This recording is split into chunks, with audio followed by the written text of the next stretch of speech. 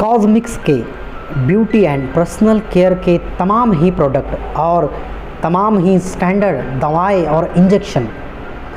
हमारा पता ज़रूर याद रखें, न्यू दवा मार्ट, मुमताज़ चौक पर। रेट को लेकर फिक्र करने की ज़रूरत नहीं, तमाम तर प्रोडक्ट मुनासिब दामों में अवेलेबल है।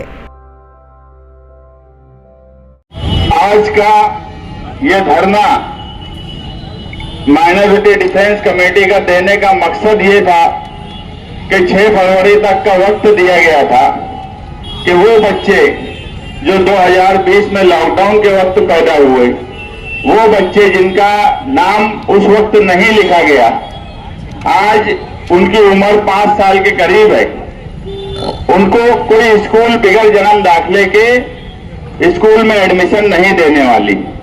हमने 6 फरवरी तक का वक्त दिया, मगर अभी तक उन बच्चों के जन्म दाखिले के ताल्लुक से प्रशासन ने, सरकार ने हमें कोई ऐसा भरोसा नहीं दिलाया कि उनका एडमिशन हो जाएगा, जबकि राइट टू एजुकेशन एक्ट बच्चों को तालीम का हक नहीं कानून बनाए। अगर ये बच्चों का आज एडमिशन नहीं हुआ तो अगले साल 6 साल के हो जाएंगे, कोई बड़े प्राइवेट स्कूल इनका एडमिशन नहीं लेंगे। इनका तालीमी नुकसान का जिम्मेदार कौन? ऐसे कई सवालात हैं। इसके अलावा यहां बच्चे वो भी हैं जिनकी मां जेल में है। आप सोचिए, वो 4-4, 5-5 साल के बच्चे जिनकी मां आज सेंट्रल जेल में सलाखों के पीछे है, उन पर क्या बीत रही होंगी। हमारे भी घर में बच्चे हैं, मेरे भी बच्चे हैं, आसिफ भाई के भी बच्चे हैं, यहां बैठे हुए तमाम ही लोगों के छोटे बच्चे जरूर होंगे। अगर हम ये तस्वीर कर ले कि हमारे घर में हमारे बच्चों की मां जेल की सलाखों के पीछे चली जाए, वो भी कोई गुनाह ना हो। मैं इससे पहले भी बोला कि इस शहर में ये तो हुआ है कि मर्दों के साथ के वो बेगुनाह जेल गए, मगर मालेगांव की तारीख में पहली बार ऐसा हुआ है कि बेगुनाह औरतें जेल में जा रही हैं। इस पे ही बस नहीं रहा, जो कानून के रखवाले थे, जो कानून को जानते थे, उनके ऊपर भी अब कहीं ना कहीं आरोपी उन्हें बना दिया गया। शहर को बदनाम किया जा रहा है। आप देखिए, नासिक में कल 8 बांग्लादेशी पकड़े गए। जब वो खबर मैं पढ़ रहा था तो पुलिस डिपार्टमेंट ने कहा कि खुफिया ऑपरेशन चलाया गया और उस खुफिया ऑपरेशन से 8 बांग्लादेशी नासिक में मिले। कोई किरीट सुमैया, मुख्यमंत्री, बीजेपी के कोई लीडरान का बयान आया, नासिक में 8 बांग्लादेशी मिले। कभी भी आप एक बात ध्यान रखिए कि चोर को पकड़ने के लिए शोर नहीं किया जाता। अगर शोर किया जा रहा है तो यहां चोर नहीं है। ये सिर्फ मालेगांव के मुसलमानों से दूसरी कौम के लोग नफरत करें बांग्लादेशी के नाम पर, सिर्फ यही मकसद है बीजेपी के लीडरान का। और मैं आसिफ भाई को मुबारकबाद दूंगा कि सही वक्त पर उन्होंने माइनॉरिटी डिफेंस कमेटी बनाने की बात सोची। ये वक्त की जरूरत थी। उस वक्त ये तो था कि हम कुछ लोग चले थे, मगर आप आज ये धरना देख रहे हो, कहां तक लोग हैं। कहीं ना कहीं अब शहरियान को समझ में आ रहा है कि ये मामला कितना संगीन है। ये कोई सियासी खेल नहीं है। मालेगांव शहर की आवाम से, खासतौर से मुसलमानों से दूसरी कौम के लोग नफरत करें। कल जब आपके बच्चे एजुकेशन के लिए बाहर जाए, रोजगार के लिए बाहर जाए, तो मालेगांव की नाम से उनकी छवि बांग्लादेशी दिखे। मुझे बताओ, अगर पूना में बांग्लादेशी पकड़े जाते हैं, भिवंडी में बांग्लादेशी पकड़े जाते हैं, नासिक में बांग्लादेशी पकड़े जाते हैं, तो पुलिस के आला अधिकारी प्रेस के सामने आकर पूरी डिटेल देते हैं। हम ये भी मांग करते हैं मालेगांव के पुलिस के आला अधिकारियों से कि जो लोगों को आपने पकड़ा है, आज तक आपने एक प्रेस कॉन्फ्रेंस क्यों नहीं ली? आप ये क्यों नहीं बता रहे हो कि आपने इनको किस जुर्मों में पकड़ा है? एक माहौल बनाया जा रहा है कि ये 3 बांग्लादेशी 1000 बांग्लादेशी के पेपर दिए गए। मैं आपको दावे से कहता हूं कि जितने पेपर तहसील ऑफिस से बने हैं, जितने पेपर तहसील ऑफिस से बने हैं, उसमें एक भी बांग्लादेशी नहीं निकलने वाला, एक भी बांग्लादेशी नहीं निकलने वाला। अगर बांग्लादेशी होते तो ये शोर नहीं मचाते। अगर इन्होंने नासिक में खुफिया ऑपरेशन किया, अगर मालेगांव में कोई होता तो ये खुफिया ऑपरेशन करके उनको पकड़ लेते।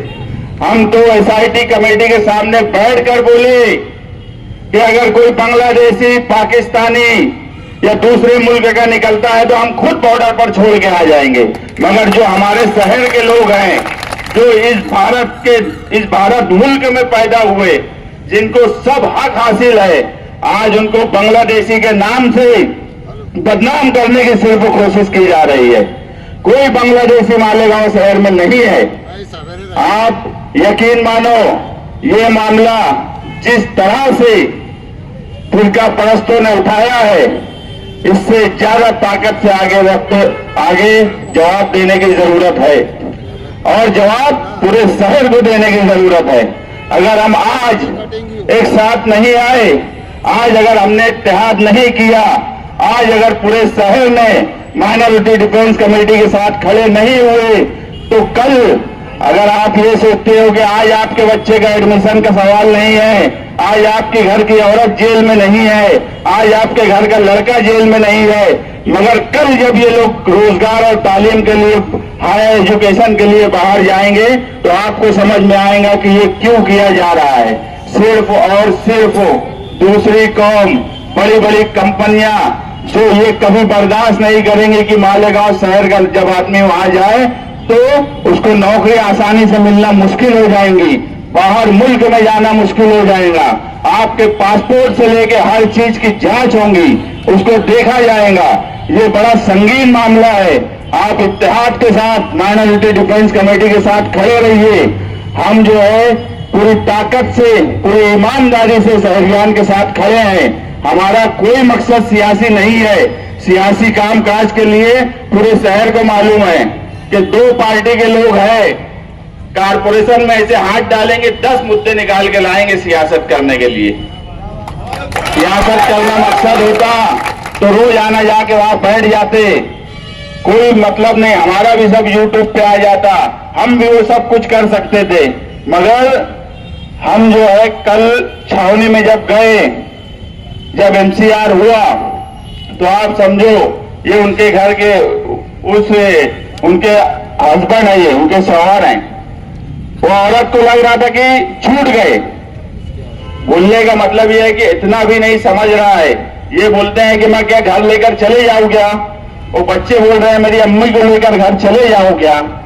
ये जब सुनते हैं तो आसिफ भाई और हम छावनी में गए, उनको समझाया कि अभी आपको 4-5 दिन लगेगा, आप सब्र करिए। हमने कोशिश की कि सेंट्रल जेल में भी उनको तकलीफ ना हो। जो हालात थे हमने वो बताए, वहां क्या होगा, कैसे रहना है, किस तरह से रहना है, सब चीज बताए। ये एक इंसानियत है। सिर्फ एक इंसानियत के नाते मैं बोला कि हमें इसका बहुत दुख है कि हमारे शहर की माए और बहनें जेल के पीछे हैं। अगर मर्द होते तो हो सकता है इतना दुख नहीं होता जितना दुख आज हम यहाँ बैठे हुए हर आदमी को है। मुझे नहीं लगता कि यहाँ बैठा हुआ कोई आदमी, कोई औरत, कोई भी मर्द जिसको इस बात का दुख नहीं होगा कि शहर की 2 खातून जेल में है और आने वाले वक्त में क्या नतीजा और आने वाला है अभी हमको नहीं पता। हमारी लीगल टीम हर तरीके से काम कर रही है, कोशिश कर रही है कि किसी भी तरीके से जल्द ये लोग छूट जाएं। आगे जो हालात पैदा होने वाले हैं उसमें कितनी नरमी हो सके इसकी भी कोशिश कर रहे हैं। हम कोई कारपोरेशन के पास जाने के लिए नहीं, आप समझ लीजिए अभी मालेगांव शहर में क्या जरूरत है हमको? नोटिस आसिफ शेख को मिलती है, मुझे मिलती है। किरीट सोमैया अगर आता है तो क्यों किरीट सोमैया के आने से, बाहर के आदमी के आने से शहर में हालात खराब नहीं होते? कब पुलिस डिपार्टमेंट ने किरीट सोमैया को एक नोटिस दी कि तुम सही बात करना, सही बात बोलना? अगर किरीट सोमैया बोल रहा है कि 3 बांग्लादेशी है और 1000 बांग्लादेशी है, तो आगे क्या होगा जाने दो, मगर पुलिस डिपार्टमेंट ने एक प्रेस कॉन्फ्रेंस लेके दूध का दूध और पानी का पानी करना चाहिए। ये भी हमारी मांग है। नासिक में अगर बड़े अधिकारी प्रेस करते हैं तो मालेगांव का पुलिस डिपार्टमेंट क्यों प्रेस कॉन्फ्रेंस करके बात को साफ नहीं कर रहा है? हम आप तमाम ही लोगों से, यहां धरने पर बैठे हुए जो भी लोग आए हैं, मैं माइनॉरिटी डिफेंस कमेटी की तरफ से आप लोगों से वादा करता हूं कि इंशाअल्लाह ये बदनामी का दाग हम हर हाल में धोएंगे। इस शहर पे जो दाग लगाया जा रहा है, माइनॉरिटी डिफेंस कमेटी का बैठा हुआ हर आदमी, यहाँ खड़ा हुआ पूरे मजमे से हम वादा करते हैं, आगे जो प्रोग्राम है वो आसिफ भाई आपको बताएंगे, लेकिन हम जिस स्टेप से चल रहे हैं, हम ये दाग हर हाल में धोएंगे। और मालेगांव शहर पे जो बांग्लादेशी रहने का दाग लगाया जा रहा है जानबूझकर, उसको धोकर आने वाले मुस्तकबिल में हमारे नौजवान बच्चे बच्चियों के साथ बाहर कोई गलत तरीके से उनके साथ सलूक ना हो, उनकी तालीम, उनके रोजगार, उनकी पढ़ाई लिखाई में कोई उनके साथ भेदभाव ना हो, ये दाग धोने की जिम्मेदारी माइनॉरिटी डिफेंस कमेटी की है। ये वादा मैं आपसे करता हूं।